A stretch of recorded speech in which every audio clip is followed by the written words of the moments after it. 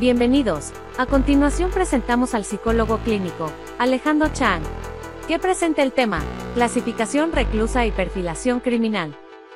Muchas gracias, mi nombre es Alejandro Chang, yo soy psicólogo clínico y tengo una maestría en criminología. He dado clases en la Universidad Mariano Galvez desde 2013 y he trabajado en múltiples instituciones del sector justicia.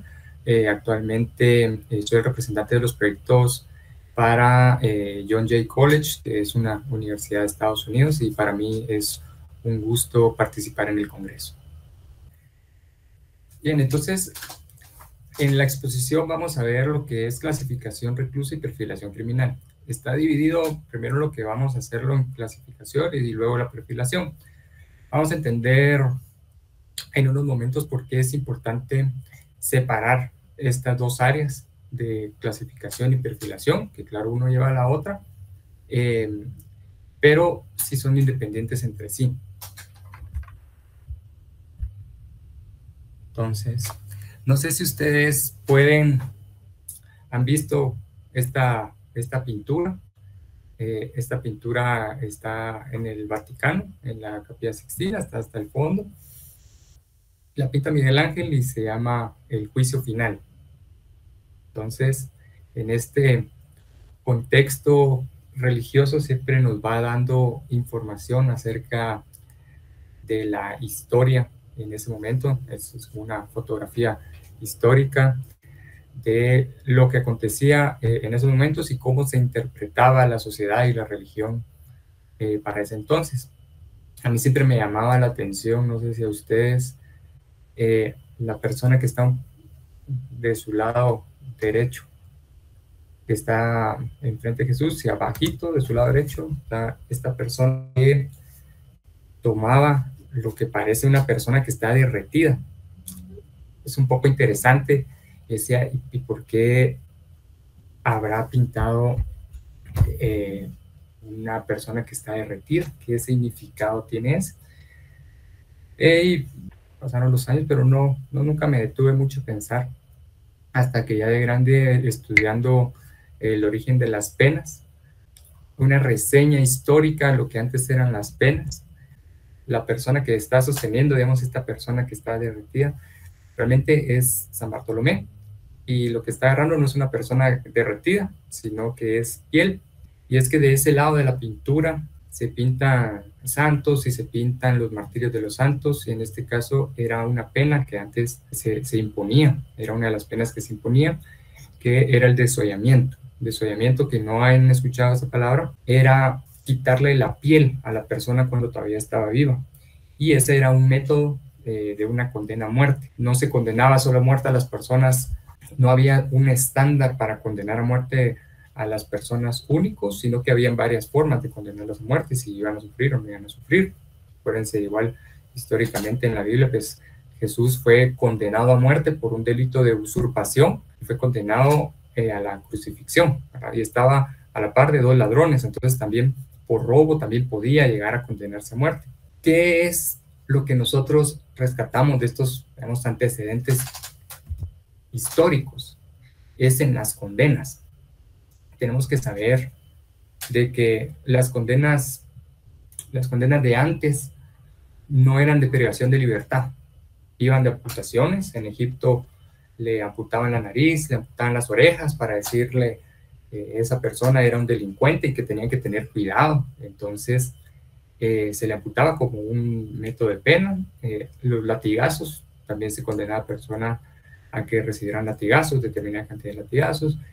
El destierro, ¿verdad? Las expulsaban del territorio, las expulsaban a sitios muy lejanos, ¿verdad? Dependiendo del país, era el sitio lejano al que se le iba a desterrar a la persona para que perdiera todo contacto con la sociedad, vínculos familiares y sociales completamente. También las islas penales, que también lo que provocaba eso es que no pudieran regresar, porque las islas penales estaban muy alejadas del sitio de origen de la persona. Y por supuesto la pena de muerte. Ahorita vamos a ver algunos ejemplos de lo que es el destierro y las islas penales. Entonces, ¿cuáles eran las ubicaciones de islas penales? Las Guyanas francesas, digamos, para Francia. Entonces vivía en Francia y le expulsaban a las Guyanas francesas y terminaba siendo una isla penal. Groenlandia, Australia y Nueva Zelanda, que Estados Unidos toma Australia como una isla penal y manda personas, y cuando ya había muchas personas, dijeron que ya había muchas personas aquí, que ya las mandaron a otro lado, entonces las mandaron a Nueva Zelanda, y son como sitios muy remotos, ¿verdad? A donde se condenaban a las personas a vivir eternamente, ¿verdad? Son cadenas perpetuas. Y sitios remotos, ¿cuáles han sido, digamos, los sitios remotos para cumplir penas? Pues Estados Unidos lo fue de Gran Bretaña, ¿verdad? Cuando un inglés cometía un delito, todo se le mandaba a un sitio remoto, también se le condenaba a una pena de esclavitud desde Estados Unidos, y se iba ya eternamente. Siberia, para lo que es Rusia, Brasil, que sería Portugal, los destierra a Brasil, o África, lo que es el continente europeo, más específicamente España, ¿verdad? Que tiene todavía ciertos territorios en el lado africano que anteriormente eran sitios remotos para cumplir pena. Y esto, ¿por qué explico esto? Porque la clasificación antes no importaba, ¿verdad? Históricamente la clasificación en tiempos mucho más antiguos no importaba por el tipo de penas, ¿verdad? No había, digamos, también lo que hoy conocemos esta mora judicial y todo, ¿no? Porque la justicia era inmediata, ¿verdad? ¿Para qué se ponían a las personas mientras se les condenaba? Para eso se les privaba de su libertad temporalmente, pero no como un medio de cumplimiento de una pena que se privara de su libertad. Entonces, la idea de las cárceles, como hoy las conocemos, nace en el siglo XVIII como centros de corrección y castigo, ya que tiene un enfoque formativo, entre comillas, ¿verdad? Porque también recibían bastantes castigos. Entonces, ¿de qué deriva de que encerremos a una persona, la privemos de su libertad como un castigo, ¿verdad? Entre comillas, porque hay que reformarla, hay que rehabilitarla y luego hay que reinsertarla a la sociedad? Entonces eso deriva de una humanización de los castigos pues antiguos, ¿verdad? Anteriormente que como hemos dicho, esta privación de libertad para que regresaran a la sociedad como personas de bien, eso no existía, ¿verdad? Entonces derivan de métodos de humanización, de métodos de tortura y discrecionalidad de la pena de muerte. Entonces, que también era bastante discrecional. Se aplicaba la pena de muerte por castigos que no eran, por delitos que no eran equivalentes, ¿verdad? Entonces, tal comenté el caso, pues como de crucifixión por haber cometido un robo o por un delito de usurpación, pero también podía ser condenado a crucifixión. Entonces, no estaba eso tan establecido, aunque por ahí, si nos vamos más a la historia, sí hay un código que lo establecía, pero en la ciudad de Babilonia hace muchos años. Anteriormente eran centros de aislamiento para torturas y confinamientos para mientras las personas confesaban delitos o pagaban multas. ¿Se acuerdan que antes sí había cárcel por multa? Hoy por hoy, pues en Guatemala no la hay. Los enfermos mentales también están recluidos sin ningún tipo de diferencia con un delincuente sano, ¿verdad? Todavía la psicología tiene 100 años, 120 años tal vez, ¿verdad? Desde principios de 1900, tampoco... si bien sí conocían ciertos términos y personas que sí estaban completamente disociadas de la realidad, pero había otros trastornos que tal vez son un poco más difíciles de detectar a simple vista, que los mezclaban con criminales comunes. Y como les digo, el objeto no estaba en la clasificación, ¿verdad? El objeto está en tratar a todas las personas privadas de libertad de la misma forma. Hay cuestiones históricas que todavía... rezados históricos que todavía los arrastramos hacia nuestras fechas. Por ejemplo, cuando hablamos de sistemas penitenciarios, la palabra penitenciario no viene de condena, ¿verdad? La palabra penitenciario viene de penitencia, porque el fin para tratar a las personas privadas de libertad y reformarlas, ¿verdad?, era a través de fines religiosos, y el tratamiento que se da era un tratamiento muy empírico religioso, ¿verdad? En el congreso pasado expuse diferentes modelos de regímenes penitenciarios que se aplicaban a las personas privadas de libertad, y hay uno que es bastante popular por ser un método religioso, donde leían la Biblia todo el día, en un régimen de absoluto silencio, ¿verdad? Y todo era reflexión y silencio. Entonces, tenía que tratar a todas las personas por igual, porque todas las personas de alguna forma no tenían bien introyectado lo que era la religión, o todos los fines espirituales de Dios y todo. Entonces, de esa forma es que se trataba, ¿verdad? Recordemos, hace 300 años no existían los tratamientos psicológicos, todo se daba con un fin religioso. Entonces no existía. Entonces, conclusión, anteriormente no existía. Aquí vamos a ver un poquito, y voy a saltarme una gran brecha histórica, ¿verdad? Pero es importante que conozcamos cómo ha sido, digamos, ya directamente en Guatemala. No sé si ustedes reconocen esta arquitectura, de dónde puede ser, de la ciudad de Guatemala, que esa era la cárcel de hombres y corrección de Santa Catarina, que estaba bajo modelo municipal. Antes la municipalidad se encargaba de las personas privadas de libertad. Esto ya es, digamos, aquí en la ciudad de Guatemala. ¿Dónde quedaba esta cárcel? Tercera Avenida, Quinta Calle, donde actualmente está lo que es el Conservatorio Nacional de Música. Que claro que vestigios y todo de la cárcel no existe, ¿verdad? Eso definitivamente se tiró todo y se hizo el conservatorio. Antes, digamos, estaba, digamos, dentro de la ciudad, pero por visitas que hace el arzobispo en ese momento de apellido Quesada, y de que se haga una cárcel, porque había mucho hacinamiento en esta cárcel municipal y era completamente insalubre. Entonces ahí es donde gestionan hacer, ya para 1888, la penitenciaría central. Esta es un poquito más famosa y ciertas personas recuerdan porque tiene bastantes años, pero todavía estuvo en funcionamiento hace relativamente poco. Entonces estas son fotos de dónde estaba ubicada la penitenciaría central. Entonces de ahí está el Conservatorio Nacional de Música, pues la trasladan hacia lo que hoy conocemos como el Centro Cívico, ¿verdad? Ahí está la foto de 1962, cuando la demolieron en 1973, y que es ahora, en 2023, pues es la Corte Suprema de Justicia y el organismo judicial. Aquí les señalo el tanque de agua, ¿verdad? Que es de la Coca-Cola, que es testigo de cómo, de las reformas que ha pasado, digamos, este espacio en lo que era la penitenciaría central. Estaba hecha para 500 personas y llegó a tener más de 2.500 personas en condiciones de completo hacinamiento y sin ningún tipo de clasificación. Los grandes niveles de hacinamiento impiden que haya una adecuada clasificación de las personas privadas de libertad. Voy a remarcar, la clasificación de personas privadas de libertad es muy importante, pero la infraestructura en Guatemala, no de ahorita, sino de hace 150 años que estamos viendo, no han sido las óptimas. Bueno, esta es la vista actual. Y vean cómo en ese momento, esta es la ley de redención de penas que sale en 1969, cómo concebían a las personas criminales en Guatemala. Este es el segundo considerando de la ley de redención de penas, que dice que considera que la ociosidad en que hasta la fecha se han mantenido los reclusos es causa de que afloren y se perpetúen vicios y lacras sociales que el Estado debe combatir por medios pedagógicos y modernos como lo son los que desarrolla la presente ley. Entonces, pues no es percepción pues mía, no es una interpretación, no, es que taxativamente así es como el Estado en ese momento consideraba a los criminales, ¿verdad? Que eran realmente lacras sociales, ¿verdad? Y no eran fines de readaptación, ¿verdad? Dice, debe combatirlos, ¿verdad? Hasta las palabras que son bien importantes las utilizan como un medio de dar a entender lo que hoy conocemos como el derecho penal del enemigo, ¿verdad? En donde se declara enemigo a ciertos grupos sociales y hay que combatirlos, ¿verdad? Como bien dice la teoría.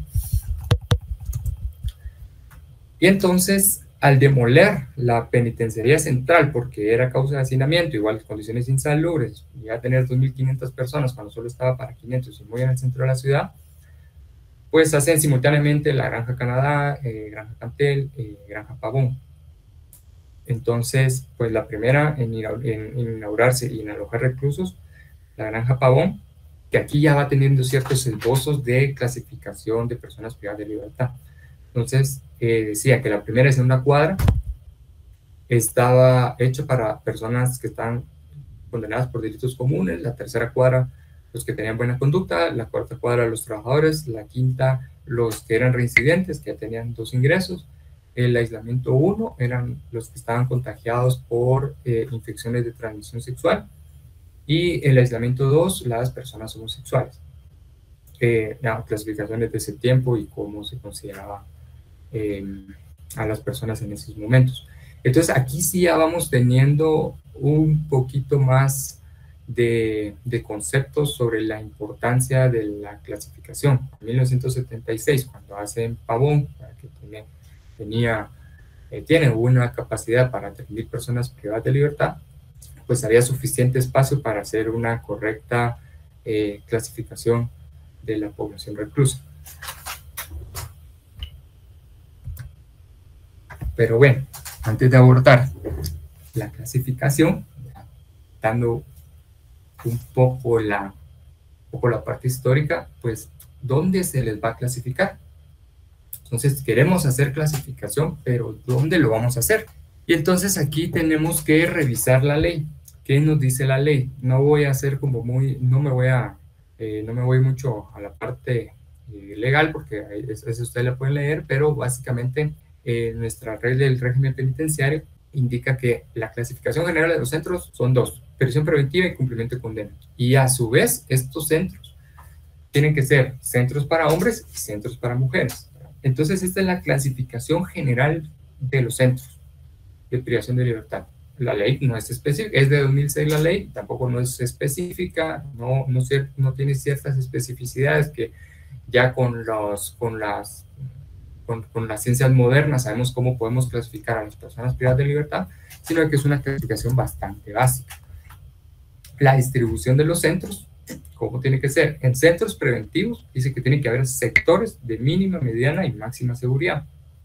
De cumplimiento de condena solo da dos distribuciones para sectores, de mínima y de mediana seguridad. Y centros de máxima seguridad solo pueden ser de cumplimiento de condena, ¿verdad? Que es la tercera categoría de la distribución de los centros. Entonces, centros de cumplimiento de máxima seguridad. Entonces, no hay sectores de máxima seguridad en cumplimiento de condenas, sino que solo en centros preventivos. Entonces, esta es, digamos, nuestra clasificación de cómo deberían de ser los centros. Actualmente, pues realmente ninguna se cumple a totalidad. Hay ciertos, para lo que se cumple son para las cuestiones de hombres y mujeres. Para esos fines, digamos, sí, pues sí se cumple, ¿verdad? Pero entonces aquí nos da la duda, bueno, entonces, ¿cómo deberían de ser los centros, verdad? ¿Cuál es el reto para que sean los centros de privación de libertad, para que podamos tener una correcta clasificación y, aparte de correcta clasificación, un correcto abordaje del privado de libertad? Entonces, bueno, ¿cómo deberían de ser las cárceles? Aquí, pues, les traigo 4 ejemplos de cárceles en Estados Unidos, porque Estados Unidos popularmente es como un referente para cárceles y todo. Ahorita vamos a ver. La primera, la que ven hasta arriba en su cuadro superior izquierdo, es ADX Florence, que queda en Colorado, que es de máxima seguridad. El centro es, no es de máxima seguridad. Los estadounidenses tienen un nivel más arriba de máxima seguridad. Hay centros de máxima seguridad y este es de Supermax. Entonces, todos estos de Supermax es de super máxima seguridad. Entonces, aquí, por ejemplo, está recluido el Chapo Guzmán, ¿verdad? En ADX Florence. Celdas individuales y completamente de concreto, en donde aquí no pueden básicamente hacer ninguna caleta ni nada, porque la misma construcción del centro es imposible que lo hagan con medios pues normales, ¿verdad? Tendría que ser cuestiones industriales para hacer una caleta. Y la comunicación es bastante escasa.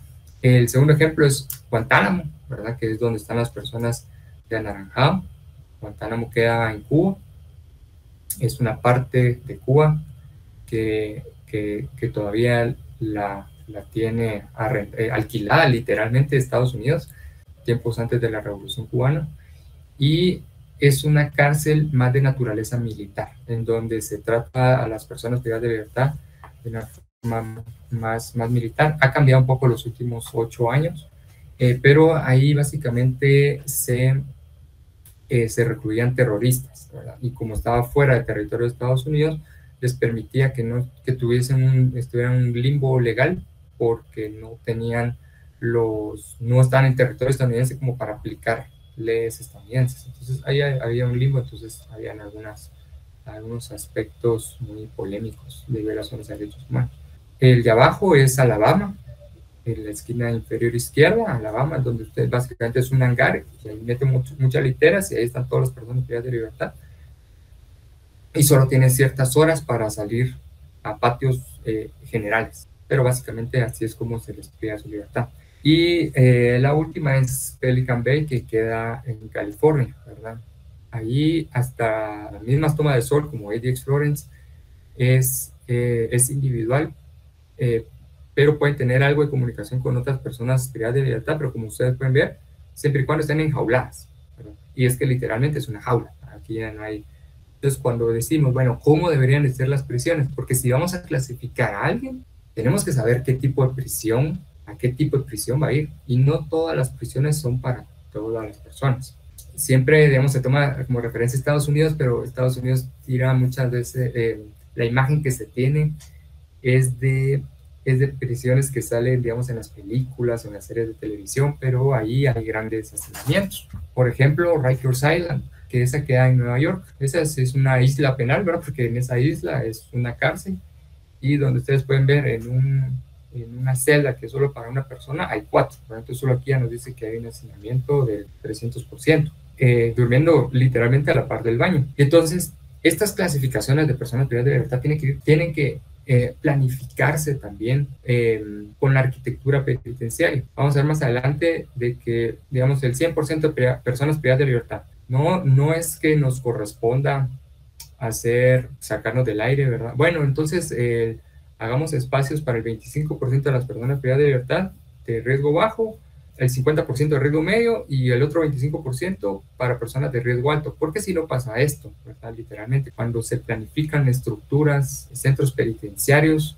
digamos, de forma proporcional, mientras que la delincuencia no funciona de esa forma, ¿verdad? Entonces, tenemos nosotros que aquí puede haber mucho hacinamiento en este sector, que digamos es de máxima seguridad, y en sectores de mediana seguridad casi no hay personas, pero porque la planificación no fue hecha de una manera adecuada, ¿verdad? Se hizo todo proporcional, como que si las personas funcionáramos, como que si las sociedades funcionáramos así. Hago ver estos puntos, Rikers Island, ahí también están recluidas personas migrantes, ¿verdad? Entonces, así como ustedes ven a estas personas que tal vez están por algún tipo de delito, de la misma forma están personas migrantes. Claro que tienen otros sectores y todo, pero es lo mismo.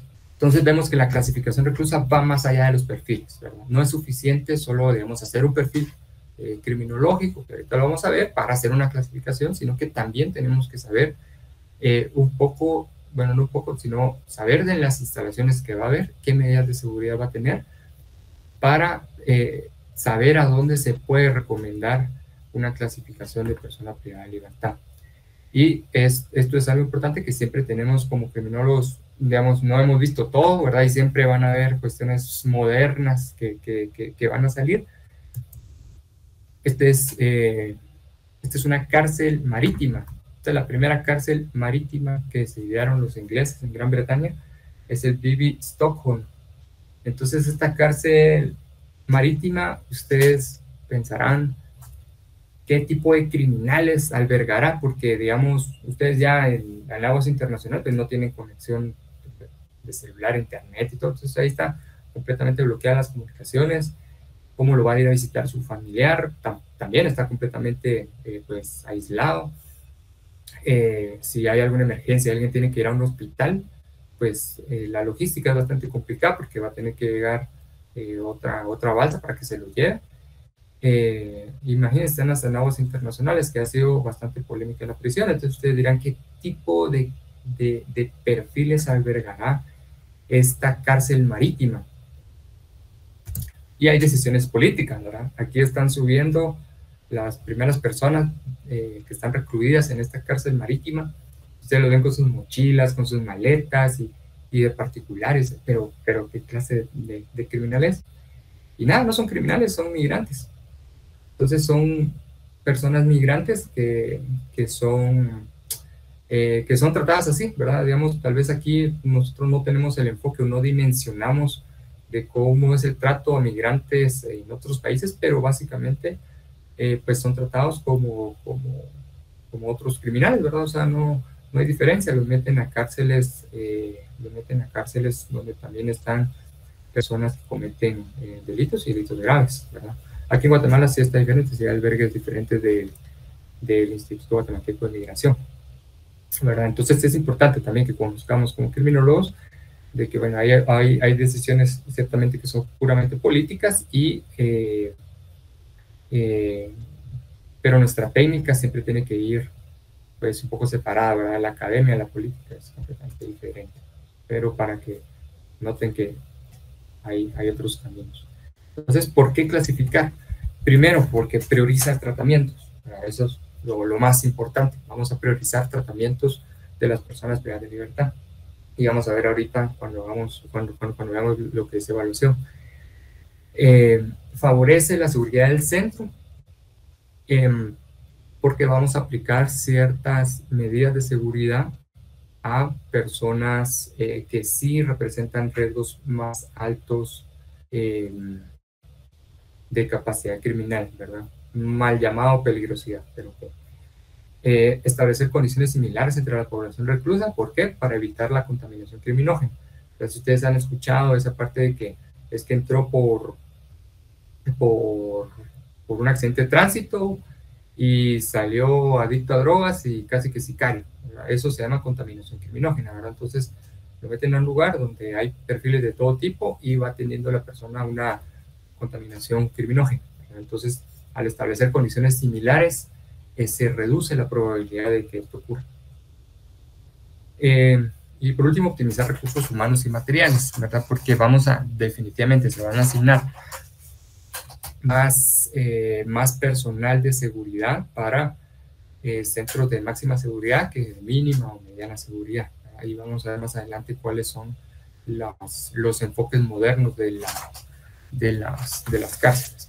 Bien, entonces vamos a ver que hay 4 generaciones de clasificación reclusa. Cuando empezamos a ver, bueno, si aquí está este montón de cárceles, de alguna manera sí tenemos que clasificar a los más peligrosos, a los que no son tan peligrosos, a los que solo van a entrar y van a salir, a los que van a estar en prisión preventiva, a los que van a estar condenados. Entonces, la generación de primera generación es la más antigua, ocurre hasta 1970. ¿Y cómo se clasificaba a las personas, verdad? Era a juicio de los profesionales. Se realizaban evaluaciones y se emitían recomendaciones con base a la experiencia. Entonces, con base a la experiencia, decía, esta persona es peligrosa, no es peligrosa, pero no había ningún sustento científico, ¿verdad? Solo era puro criterio profesional. Entonces, era bastante empírico. A partir de 1970, se inician evaluaciones estandarizadas de factores de riesgo del agresor con base clínica. Quiere decirte que la base era un poco más, tendía a ser un poco más a trastornos mentales, o sea, una base un poco más psicológica y no tanto criminológica.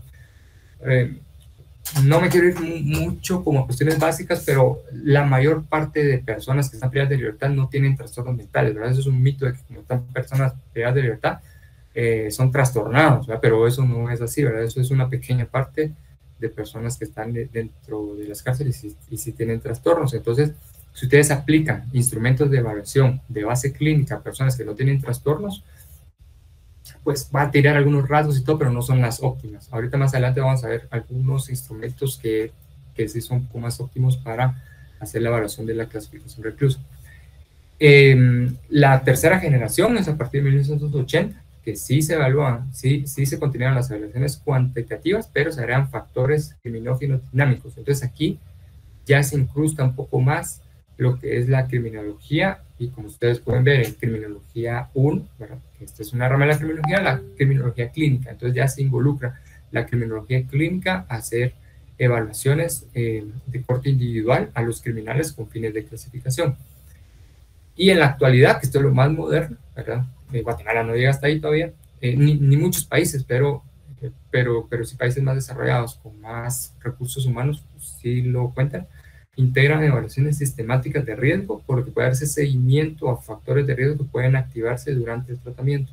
Quiere decir de que periódicamente, no solo evalúan el riesgo una vez, sino de que lo vuelven a evaluar periódicamente. Entonces, al año lo vuelven a evaluar otra vez al año, otra vez lo vuelven a evaluar, y se pueden ir ajustando el tratamiento. Actualmente, digamos, puede haber una falencia que se evalúa la primera vez, se detectan algunos factores de riesgo, se hacen pues recomendaciones, pero después no sabemos esos factores de riesgo, ya lo que es psicología, trabajo social, pedagogía, o pudieron mitigar esos factores de riesgo, necesitan una nueva estrategia, ¿verdad? Entonces, estos países sí lo tienen, ¿verdad? Entonces ya son países desarrollados, sobre todo pues europeos, ¿verdad? Francia, Gran Bretaña tienen herramientas de cuarta generación. Entonces vamos a ver muy rápidamente lo que es el modelo RNR. El modelo de RNR es modelo de riesgo, necesidad, responsabilidad. Este modelo no me lo inventé yo, este es un modelo internacional de clasificación reclusa que creo que ustedes pueden ver ahí en la bibliografía. Les voy a pasar un link donde pueden hacer la descarga del manual de clasificación reclusa de Naciones Unidas, ¿verdad? Entonces esto está, digamos, estandarizado, no hay nada que inventar, ¿verdad? Solo creatividad al momento de hacer las evaluaciones, un poco porque no todos se evalúan de la misma forma, pero los modelos ya están establecidos y bastante estudiados, ¿verdad? Entonces, es importante que ya nos apeguemos a modelos teóricos existentes. ¿Qué es el modelo RNR? Este es utilizado por criminología para desarrollar recomendaciones sobre cómo se debe evaluar a reclusos en función del riesgo, lo que necesitan y en qué tipo de entornos deben ubicarse para reducir la reincidencia. Esto empieza con un estudio de 1970 con James Bonta, porque allá en Estados Unidos hay un fenómeno bastante grande que lo que le dicen revolving doors, que son puertas giratorias, ¿verdad? Que las personas entran a la cárcel, salen a la sociedad, entran a la cárcel, salen a la sociedad con estas puertas giratorias, ustedes ven. Entonces, este fenómeno, ¿verdad? Que le dicen de puertas giratorias, sería de una puerta giratoria, lo que se intentó, es lo que se intenta reducir con este tipo de modelo, ¿verdad? Porque al final lo hecho está, ¿verdad? Están privados de libertad, están condenados. ¿Qué es lo que nos queda? Es trabajar con esa persona para que de aquí a futuro no lo volvamos a ver dentro de una cárcel, ¿verdad? Todo lo que ya pasó antes ya no se puede cambiar, ¿verdad? Solo se tiene que aprender a asimilar, resignificar y darle una experiencia positiva cuando vuelva a salir.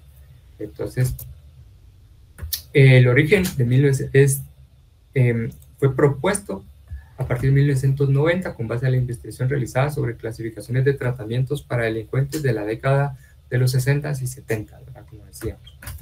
Los tres principios es riesgo, necesidad, responsabilidad. El riesgo es a quién intervenir, necesidad, qué vamos a intervenir y responsabilidad es cómo intervenir.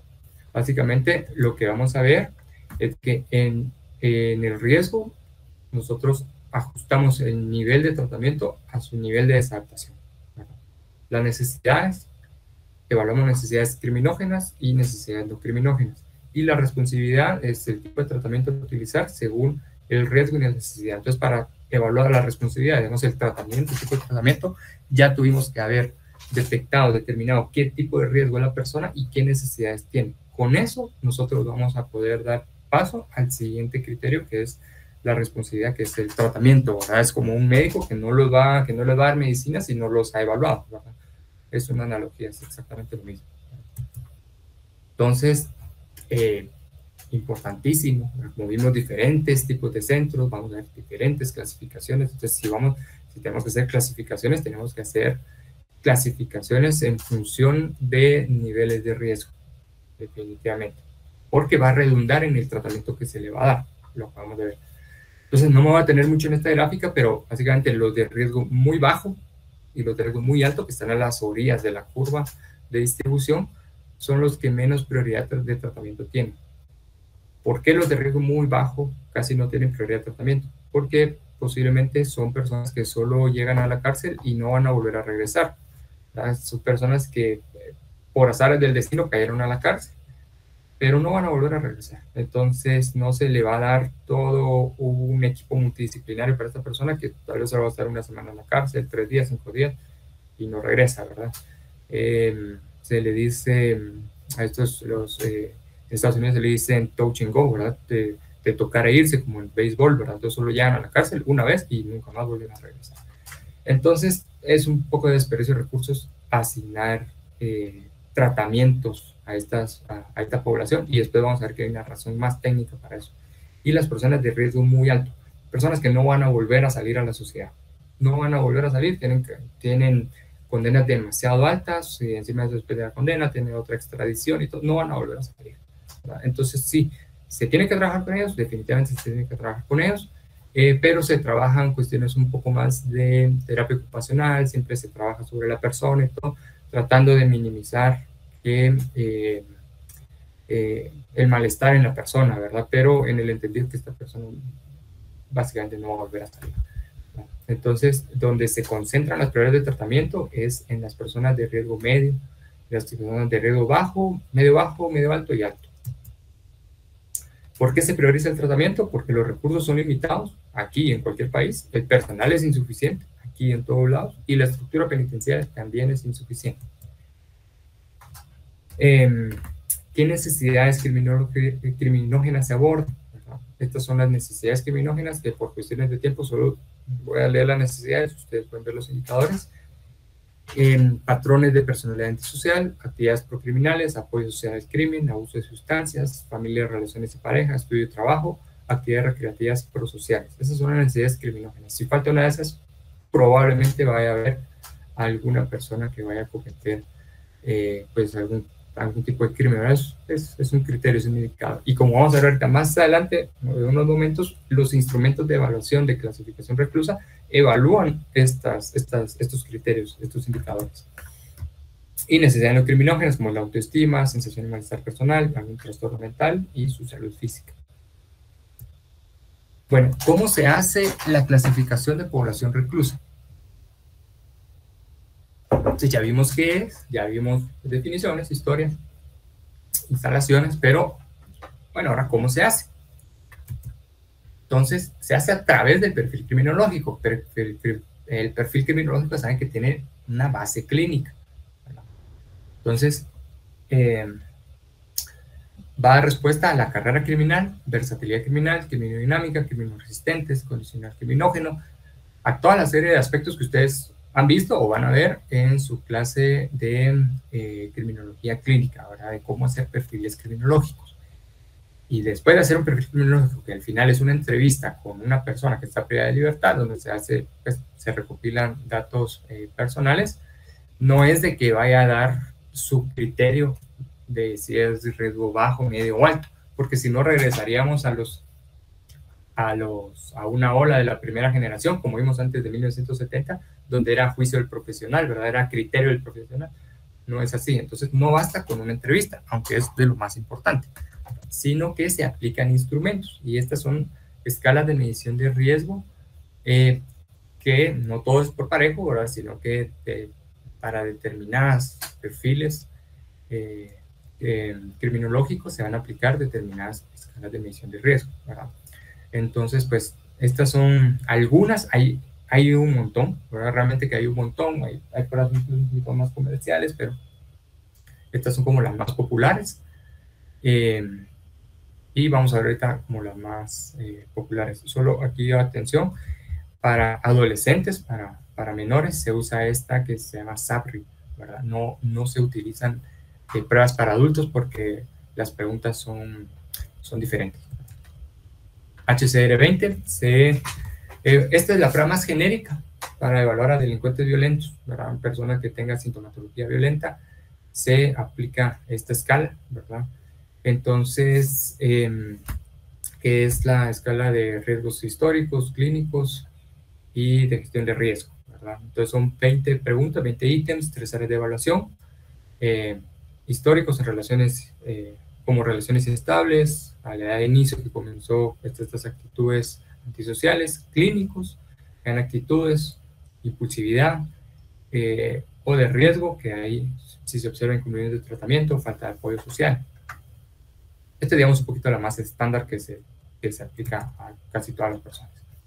Para delincuentes sexuales hay una escala diferente, es SVR20, son 20 ítems, 3 áreas de evaluación, que evalúa ajuste psicosocial, ofensas sexuales, planes de acción a futuro, ¿verdad? Entonces, en estos, básicamente cuando se evalúa a un delincuente sexual, sí se evalúan componentes muy diferentes a los de una persona normal, porque aquí sí tenemos que evaluar qué desviaciones sexuales tiene, intensidades, impulsividad y si hay daño físico, porque esto sí puede repercutir, como ustedes han escuchado, que violen a otra persona dentro de los centros de privación de libertad, o pienso yo todavía, bueno, aquí hay unas cuestiones de juicio, pero cuestiones bien graves de que va una visita al centro de privación de libertad y resulta ser violada, ¿verdad? Por algún delincuente.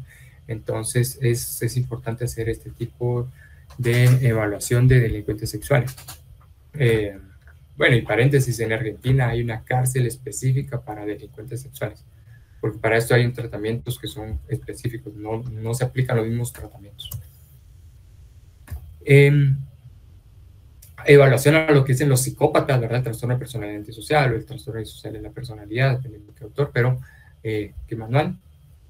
Es PCLR, que lo conoció como la escala de Hare, que son 20 ítems, son 2 áreas y 4 subáreas, ¿verdad? Que es el factor interpersonal, afectivo, el factor de desviación social, que se compone del estilo de vida, y el factor antisocial, ¿verdad? Entonces son 20 ítems.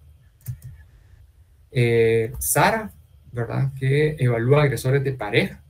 Esto es bien específico. Cuando llegan por violencia contra la mujer, se utiliza este tipo de pruebas. Son 20 ítems, 3 niveles de riesgo, 5 áreas de evaluación: historial delictivo, ajuste psicosocial, historia de violencia en pareja, el delito, la agresión actual y otras consideraciones que pueda notar la persona. Como es muy específica para pareja, puede tener otras áreas de su vida que sean de bastante importancia para hacer este tipo de evaluación, ¿verdad? Entonces, regularmente las personas que están por violencia contra la mujer son otro tipo de riesgo, porque dependiendo qué perfil, que no voy a entrar ahorita mucho en esto, porque ya sería objeto de otro tema, pero son personas que actúan en momentos específicos, ¿verdad? Entonces, él es violento específicamente en el contexto de una relación de pareja. Entonces, tal vez no nos da tanto problema en su nivel de riesgo penitenciario, ¿verdad? Porque con otros privados de libertad, ahí sí, tal vez no se va a poner violento, ¿verdad? Con su pareja sí. Entonces, pero siempre se evalúa, ¿verdad? Estos niveles de riesgo, porque sí hay un perfil específico de agresores de mujeres que pueden ser agresores con otras personas. Y esta es un poco más, mucho más aceptada, mucho más estandarizada para lo que es la población penitenciaria, que es LSIR, que es Levels of Service, que es como el nivel de servicio que necesita la persona, el nivel de, como la intensidad de tratamiento que va a necesitar la persona. Este sí es más largo, son 54 preguntas, 5 niveles de riesgo, son todas estas áreas de evaluación. Como ustedes ven, pegan bastante con lo que es el modelo de riesgo, necesidad, responsividad. Entonces, estas son todas, digamos, hablar de pruebas también ya es otra conferencia, porque ya son pruebas de evaluación y clasificación reclusas, es otro tema, pero es importante que lo conozcamos. También es importante que sepamos, un poquito antes de entrar, de que ninguna prueba por sí misma nos va a decir su nivel de riesgo. Sí hay que hacer entrevista, y no solo la entrevista como una herramienta, sino que hay que hacer un análisis de la información que se está recibiendo, más la prueba, y ya, con base a estos resultados, que estas pruebas no son encuestas que se les hicieron a 100 personas, ¿verdad? Esas son pruebas que se las han hecho a miles de personas por años, ¿verdad? Para que tengan confiabilidad y validez. Entonces, con este fundamento científico se determina, se concluye qué nivel de riesgo es una persona privada de libertad, pero ninguna de estas escalas le va a decir, esta persona es de riesgo alto. Eso no existe, ¿verdad? Es igual, ¿verdad? Un radiólogo va a sacar una radiografía, pero ya va a venir el doctor que va a decir, tiene una fractura o tiene un esguince o algo así, pero la radiografía en sí misma no nos está diciendo que tiene pues, una fractura, ¿verdad? Entonces es una analogía para que no creamos que también que la prueba me va a decir a mí algo. No, también las expectativas tienen que ser un poquito más aterrizadas. Esta escala de riesgos criminógenos, digamos, el sistema penitenciario, es una escala de riesgos criminógenos propia, digamos, sabemos que la validez va a durar unos 3-4 años para que ya podamos obtener punteos más certeros de confiabilidad y validez, pero una muestra de 956 personas en la primera versión de la escala, encontramos que el 8% de las personas privadas de libertad eran apáticos a programas de rehabilitación, 22% utilizaban la violencia para resolver conflictos, 19% había sido condenado previamente, el 31% admitió que algún miembro de su familia delinquía, el 17% dijo que fue arrestado cuando era menor de edad, y casi la mitad de personas afirmó que residía en un lugar de alto riesgo. ¿Qué porcentaje de estas 956 personas tuvieron estos 246 criterios que juntos, casi que es inequívoco, que presentaban un riesgo alto, ¿verdad? Es el 8%, que cumplía con todos estos indicadores, juntos el 8%, ¿verdad? Ahí vamos a ver que al final de riesgo alto fue el 15%, pero ya combinado con otros factores o algo así, o que tal vez no cumplían con algunos de estos. Esto es la importancia de hacer políticas, de desarrollar instrumentos de clasificación o de tratar de cierta manera de adaptarlos, es de tener información cuantitativa porque es como lo más objetivo posible adentrarse a hacer diagnósticos y planes de tratamiento, ¿verdad? Se hizo una diferencia de los niveles de riesgos entre hombres y mujeres y algunos indicadores que fueron radicalmente diferentes. No me voy a dedicar a todos, pero por ejemplo, me voy al primero, que es manifestó haber consumido drogas, mujeres un 23% y en hombres 43%. Entonces aquí es donde la clasificación tiene que ser muy importante, porque si están bien clasificados y subclasificados entre las personas que sí consumen drogas, podemos adaptar tratamientos específicos y personal especializado en adicciones para dar tratamiento a personas privadas de libertad. Pero si no están clasificados, es mucho más difícil eso. Incluso se puede dar la contaminación criminógena que vuelvan adictos a otras personas que antes no eran adictos. Y vean en el último que dice, señaló dependencia económica, las mujeres un 49% y los hombres un 31%. Quiere decir que programas de autonomía financiera y todo tienen que ir más enfocados a mujeres que a hombres. Y estos tienen que estar muy bien clasificados, ¿verdad? En general, como vemos en la gráfica de hasta abajo, los hombres tuvieron, a diferencia de las mujeres, un 17% en la presencia de riesgos muy altos, mientras que mujeres era un 4%, y solo de riesgo alto, simple, 23% de hombres y un 11% de mujeres. Entonces, el hombre tiende a manifestar más riesgo que las mujeres. Cuando se trata de delincuencia organizada, hicimos una diferencia entre centro de máxima seguridad, donde estaba población del barrio 18, en alta seguridad, que alias el Infiernito. Los perfiles de muy alto riesgo fue el 31%, mientras que el resultado general fue del 15%. Entonces, participar en crimen organizado de forma activa duplica, ¿verdad?, el riesgo de una persona que no lo hace. Los efectos de la clasificación en el tratamiento. Dar tratamiento a toda la población reclusa por igual. Entonces, voy a ir muy rápidamente a este estudio que se hizo. Este estudio dividió a dos grupos, delincuentes de bajo riesgo y delincuentes de alto riesgo. Y con los delincuentes de bajo riesgo los subdividieron en dos. Unos recibieron tratamientos mínimos y otros recibieron mucho tratamiento, pero eran de delincuentes de bajo riesgo. La reincidencia entre los delincuentes de bajo riesgo que recibieron poco tratamiento fue el 15%, mientras que la reincidencia en delincuentes de bajo riesgo, pero que recibieron mucho tratamiento, fue de más del doble, fue el 32%. Ahora, ¿qué pasó con el otro grupo? Con los delincuentes de alto riesgo. Los que recibieron tratamiento mínimo, su reincidencia fue del 51%, y los que recibieron mucho tratamiento, su reincidencia fue el 32%. ¿Cuál fue la conclusión del estudio? Dar tratamiento intensivo a delincuentes de bajo riesgo es contraproducente, y también es contraproducente casi no darle tratamiento a reclusos que son de alto riesgo, ¿verdad? Entonces, aquí es donde hay que adaptar el nivel de servicio, la intensidad de tratamiento al perfil criminológico que nosotros previamente hicimos en la clasificación. Porque darle mucho tratamiento a alguien que no lo amerita es contraproducente. Y bueno, y preguntan, bueno, ¿por qué? ¿Verdad? ¿Por qué ocurre esto? Porque se está estigmatizando, se está tratando a una persona como que si fuese un delincuente de alto riesgo cuando no lo es, ¿verdad? Entonces, ustedes ya saben, ciertos experimentos sociales, como el experimento de la prisión de Stanford, cuando ustedes empiezan a tratar a una persona con ciertos parámetros, con ciertos prejuicios, ¿verdad?, como que se tiene que comportar como debiera comportarse, Entonces, la persona va adoptando estos roles, ¿verdad? Entonces, va adoptando, bueno, si me trata como un delincuente de alto riesgo, entonces va a responder en consecuencia, ¿verdad? Esto ya está estudiado, ustedes pueden ver el experimento de la cárcel de Stanford, que estudio científico existe sobre esto. Bueno, ¿cuál es el futuro de las evaluaciones para la clasificación reclusa? Esta es la cárcel de máxima seguridad en Noruega. Bien, parece hotel. Cárceles abiertas de Finlandia. Los presos tienen las llaves. Esta noticia es desde 2015, me imagino. Las cárceles de Holanda están vacías, hay más vigilantes que presos. Y como están tan vacías, entonces las ponen como Airbnb, las alquilan, son hoteles, incluso deportistas los han albergado ahí. Pero no es que no haya delincuencia. Cierta explicación hay a la despenalización allá de la droga, pero siempre hay delincuencia. Lo que pasa es de que se adoptan regímenes de prisión abierta.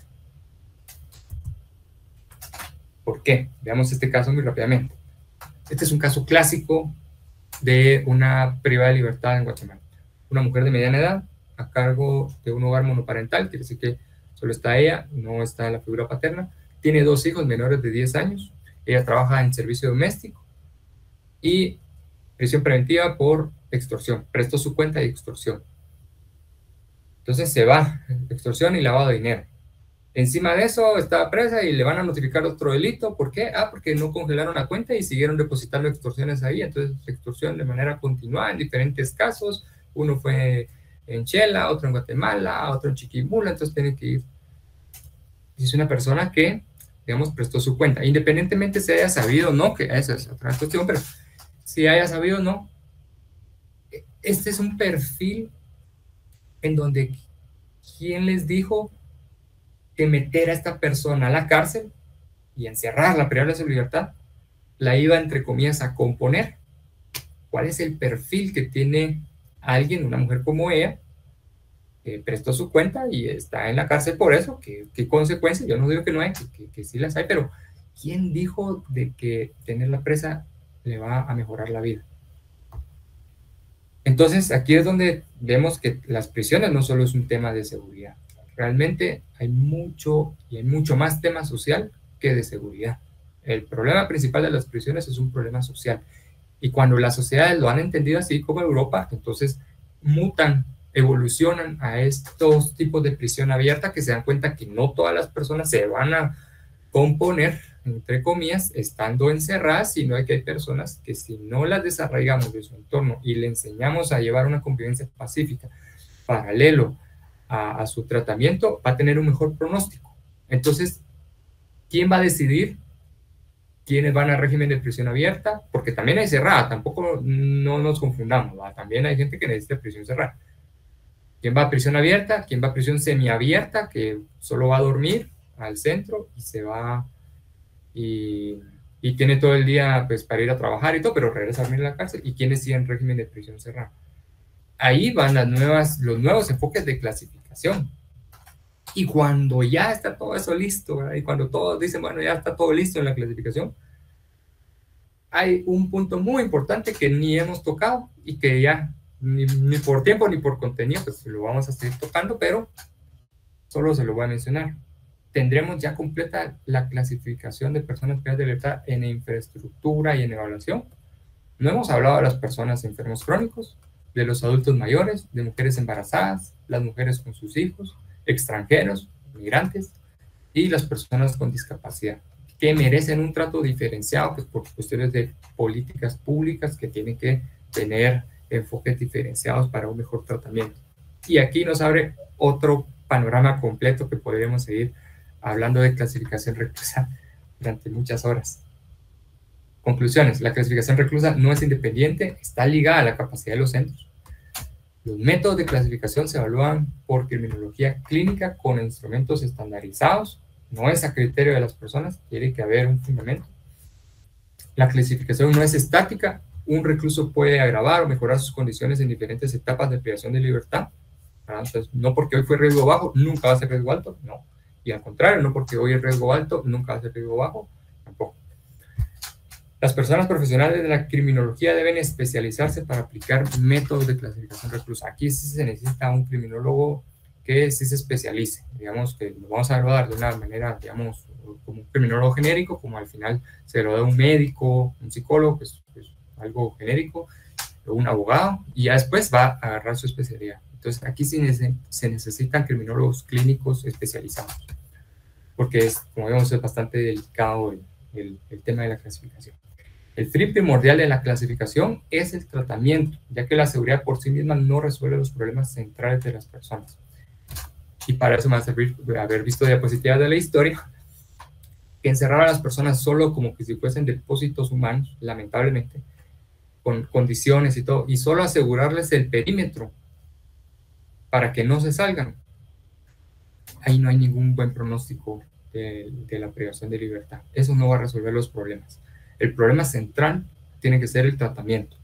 Entonces, ¿qué tratamiento se le va a dar? ¿Qué intensidad se le va a dar a las personas? Y ese realmente es la clasificación. No pensemos que cuando hablemos de clasificación, solo pensamos en las personas que tienen la cara tatuada, en las personas que están como en el imaginario colectivo, que lo vamos a ver y se van a poner agresivos. Esa es una mínima parte de las personas privadas de libertad. La mayor parte de personas privadas de libertad pues son personas de bajo o de mediano riesgo. Esa es la gran mayor parte de personas privadas de libertad, que requieren una atención multidisciplinaria para tener un pronóstico mejor cuando salgan y cumplan su condena.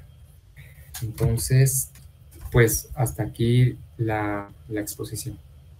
Muchas gracias por su atención. Es un honor que me hayan escuchado y que podamos haber aprendido un poco más acerca de la clasificación de personas privadas de libertad, y dejo el espacio abierto para preguntas. Agradecemos el valioso aporte brindado en esta conferencia. Ahora, pasamos al tiempo de preguntas.